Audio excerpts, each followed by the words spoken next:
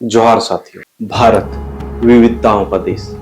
यहाँ हर संस्कृति, हर भाषा अपनी एक अलग पहचान रखती है और इसी विविधता का एक महत्वपूर्ण हिस्सा है हमारे आदिवासी समुदाय। वे लोग जो सदियों से जंगल, जल और जमीन के साथ संतुलन बनाकर जीते आए हैं। लेकिन आज एक सवाल हमारे सामने है, क्या आदिवासी समाज विकास की मुख्य धारा से जुड़ पाया है या अभी भी उसे कई चुनौतियों का सामना करना पड़ रहा है? आज के इस वीडियो में हम समझेंगे आदिवासी समाज की वर्तमान स्थिति, चुनौतियां और आगे की राह। सबसे पहले बात करते हैं पॉजिटिव चेंजेस की। भारत की जनगणना 2011 के अनुसार आदिवासी समुदाय देश की कुल आबादी का लगभग 8.6% हिस्सा है। पिछले कुछ वर्षों में सरकार ने कई योजनाएं शुरू की, जैसे Eklavya model residential school, tribal scholarship schemes. इससे एजुकेशन के प्रति अवेयरनेस बढ़ी है। नीति आयोग के अनुसार लिटरेसी रेट में सुधार हो रहा है, हालांकि यह अभी भी नेशनल एवरेज से कम है। फिर भी आज कई आदिवासी युवा एजुकेशन, स्पोर्ट्स और प्रशासनिक सेवाओं में आगे बढ़ रहे हैं। विकास के साथ एक और पहलू जुड़ा होता है, भूमि परिवर्तन और विस्थापन। जब बड़े प्रोजेक्ट बनते हैं जैसे खदान, बांध इत्यादि, तो कई बार लोगों को अपनी जमीन छोड़नी पड़ती है। कुछ रिपोर्ट्स के अनुसार ऐसे प्रोजेक्ट से प्रभावित लोगों में आदिवासी समुदाय की भागीदारी काफी अधिक रही है, क्योंकि उनका जीवन जमीन और जंगल से गहराई से जुड़ा हो। इसलिए भूमि में बदलाव उनके जीवन पर सीधा असर डालता है। सरकार द्वारा पुनर्वास की योजनाएं भी है,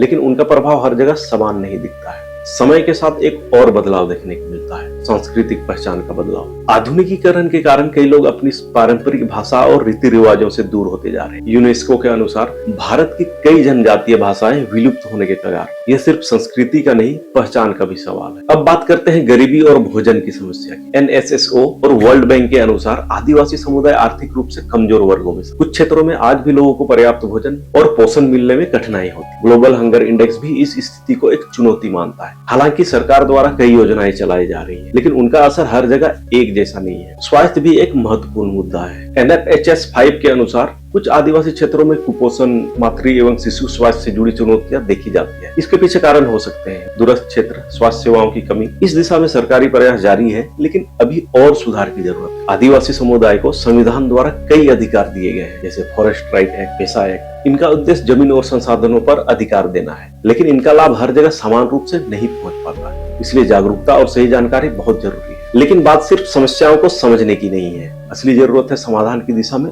आगे बढ़ने की। और यहीं पर आयोग एक ब्रिज के रूप में काम करता है। योजनाएं एक तरफ है और लोग दूसरी तरफ। कई बार जानकारी और समझ का गैप रह जाता है। आयोग इसी गैप को भरने का प्रयास करता है, सरल भाषा में जानकारी देकर, योजनाओं को समझाकर, युवाओं को जोड़कर और ग्राउंड रियलिटी को सामने लाकर, ताकि लोग अपने अधिकार समझें, अवसरों का लाभ लें और आगे बढ़ सके। यानी अवेयरनेस से डेवलपमेंट तक एक रास्ता बनाने की कोशिश। तो अगर हम पूरी तस्वीर देखें तो बदलाव भी है और चुनौतियां भी। इसलिए जरूरी है संतुलित विकास, जहां अवसर भी मिले और पहचान भी बनी रहे। अगर आपको यह वीडियो जानकारीपूर्ण लगा और अगर आप जागरूकता और विकास की इस यात्रा का हिस्सा बनना चाहते हैं, तो आयोग के साथ जुड़िए, सब्सक्राइब करें, शेयर करें, क्योंकि अवेयरनेस से डेवलपमेंट तक का सफर हम सबको मिलकर तय करना है। जोहार।